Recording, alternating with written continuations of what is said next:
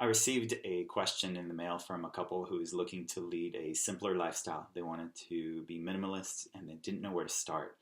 It seems like an overwhelming task of looking at all the stuff you have and going, where do I start? How do I start getting rid of stuff? Where do I begin?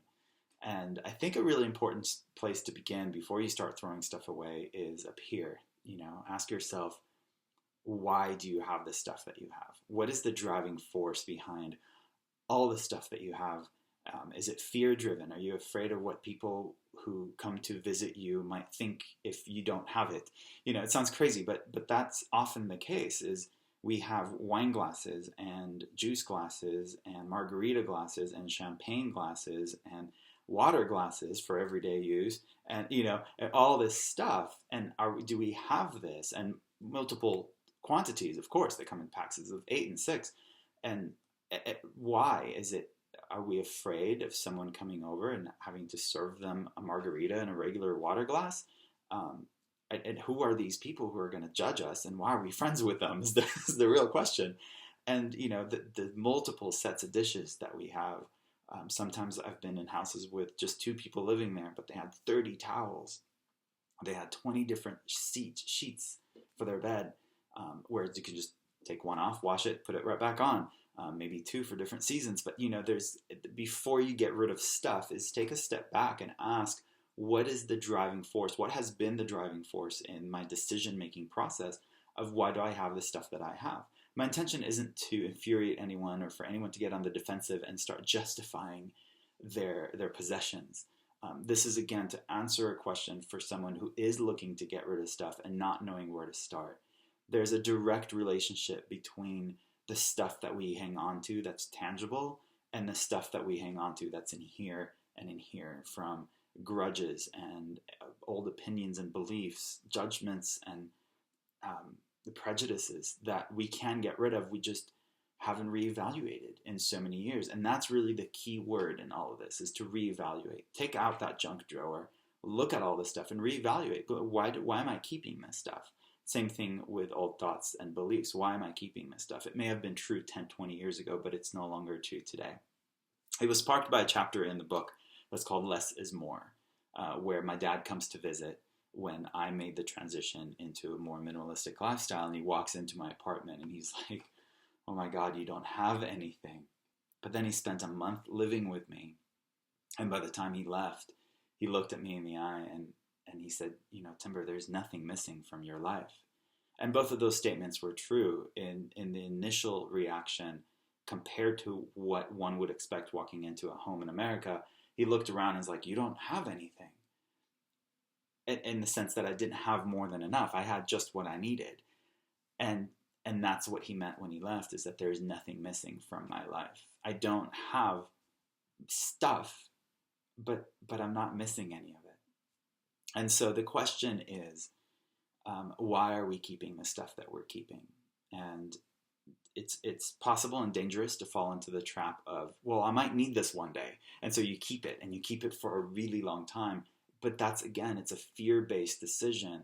You're afraid that you might need it one day, and so you're going to hang on to it forever, move it with you every time you move, or put it in the garage or in the attic, just because you might need it someday. And that's just, if you're making a committed decision to make love-based thoughts and decisions from this point forward in your life, and this is a fear-based thought, you say, well, I'm not going to let fear rule my life anymore. I'm going to get rid of this. And I don't mean trash it. If there's someone out there looking to get exactly that, you have a set of dishes of 16, cut it in half. Give 8 of them to a couple that's starting their first home, or to someone who just got out of prison and is looking to furnish their first apartment. There are a lot of people in need out there, and there's a lot of us living in abundance, and we can bridge that gap. We can help someone. And that's another reason to get rid of stuff. Not only will it lighten our own load, it will really help someone else in need. So there is a direct relationship with all the stuff that we have with our routines. And again, my intention isn't to upset anyone by pointing these things out, but to invite us to reevaluate something as simple as our daily routine. When you get up in the morning and you brush your teeth, from that point forward, there, for a lot of people, it takes a long time to get from that point to being ready to leave the house. And what is the driving force behind all that time? If it's fear of what other people might think when they look at us when we leave the house, is it societal pressures? And if so, granted, fine, not everyone can shave their head. So you need shampoo and you need conditioner perhaps, but you don't need 5 different bottles of conditioner in your shower, right? You don't, and yet you keep them there, and razors and shaving cream, and then there's the face soap and the body soap, and there's just so much stuff, and then there's this little machine you use to wash your face, and it just accumulates, and it's like 5 years ago you didn't need any of this stuff, and all of a sudden you saw it, and now you realize you can't live without it, and now you're stuck with all this stuff. And a really good way to practice letting it all go is go on a camping trip. Trust me, you're not going to carry all that stuff with you, and you're going to figure out within a week that you really don't need all of that stuff. Mind you, the way I decide to live my life is not what I'm promoting here. I'm not suggesting we all shave our heads. The reason, however, why I shave my head, or why I only have 5 shirts and they all look exactly the same, is to make one decision in my life that makes all my future decisions for me. By shaving my head, I know that once a week I'm going to do it. The rest of the time, I never have to worry about my hair. I don't have to worry about shampoo. I don't have to worry about conditioner. I don't have to worry about a hairstylist. There are a lot of things I don't have to worry about. I'm minimizing my expenses. I'm minimizing the time that I spend on worrying about what I look like. And the shirts, I don't even have to worry, well, what shirt am I going to wear today? It's always going to be a gray t-shirt because that's all I've got. And it's not because I can't go out there and get more. I can. I'm choosing not to because I'm choosing to lead a simpler life. And I'm not afraid nor care what other people think of me if they see me always wearing a gray shirt. And so this is very liberating. Not just liberating yourself from stuff, but liberating yourself from worrying and caring what other people think. It's all interconnected. That's why the answer to their question on how do I start being a minimalist, it's not a very simple answer like get rid of those yearbooks, you don't need them anymore, or scan your photos, you don't need those photo albums anymore. Those things are possible, but the answer to the question is to look and hear and ask, why am I clinging on to this stuff in the first place? Why? What is the point of this? I remember when my parents moved out of their home in California and moved to Florida, I thought, well, sure, they're just going to get a little apartment where it's just the 2 of them. I mean, there's no one else to worry about. And they can just live a very peaceful, calm, quiet life for the rest of their lives. And I was astounded, shocked, when instead of just getting a little place for the 2 of them, they got this huge place with multiple rooms. And then, of course, they had to furnish all of those rooms and get it all ready for whom? Who are we doing this for? I call it the phantom house guests. These people who rarely, if ever, come visit. And when they do come visit, we make sure that they have all the niceties in the world. God forbid we don't provide them with this luxurious place to stay. And it's like, they're crashing in your house. Just give them, I don't know. There's a different mentality there of why not make a decision of having just enough for us. And even if someone comes to visit once a year, have a tiny little place for yourself and put them up in a hotel for a couple days when they come to visit. It'll still cost you a lot less, and they'll have their own place and a very different experience. I'm just saying there are other solutions other than overextending ourselves, which is unfortunately what they did, because now they have this big house, and what do you do with it? They're having a hard time. And so with stuff, with tangible stuff, it's really important to look within and reevaluate why we're keeping it. What is it? And a really good mantra that I have is, if I don't own it, I don't have to dust it. That's a really, really good way to let stuff go, to just start giving stuff away at Goodwill, is I don't own it, I don't have to dust it. If it has no purpose, no form and function in my life, I don't need it, don't want it. I can just get rid of it. It's really nice. It's extremely liberating, and it's a real gift to other people. So I know the answer to their question is a little different than perhaps what they expected. It's not about, here's a list of things to get rid of.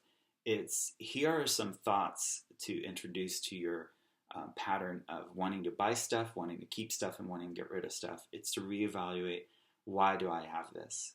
Am I working a job I hate so I can buy stuff I don't need to impress people I don't like? If that's your driving force in life, you have to seriously reevaluate your intentions and your motivations in life. But if you're looking to be free, to completely liberate yourself, to be, just live lighter. It doesn't necessarily have to be like me, where everything you own fits in a carry-on case and you can up and go at any given moment. I'm not suggesting to be that minimalistic, but it's possible to live with less and yet have everything we need. And it starts by redefining what the word enough means to us. And when you redefine what enough means, you'll find you have plenty of it. I don't know if that makes any sense, but it's very liberating. And again, what's important to remember is that things are subject to time, place, and circumstance. What may have been true 5 years ago is not necessarily true today. Today, for example, I can't fit everything I have into a little suitcase because I have a home base from which I can send out personalized and autographed copies of books if you want to give them away as gifts. Well, there's a whole process involved in that. I need to have envelopes. I need to have mailing labels. I have to have a printer with which to print the mailing labels. And inventory, it becomes one decision makes a lot of other decisions for us. And that's the key. Whether it be the decision to shave my head so that one decision makes all the other decisions ahead of my life simpler, or the other decision going, I'm going to offer personalized and autographed books because I want to give those as a gift to anyone who wants to have them. Who am I to say no? But that one decision means, okay, well, I can't just put that out there. I also have to make sure I have the right stuff to do it. These are just examples and invitations for you to reevaluate your own life and look around you and go, why do I have this? Why do I have multiple sets of dishes, multiple sets of bed sheets, of towels? That's a big thing. People tend to just have lots and lots of towels. I don't understand it.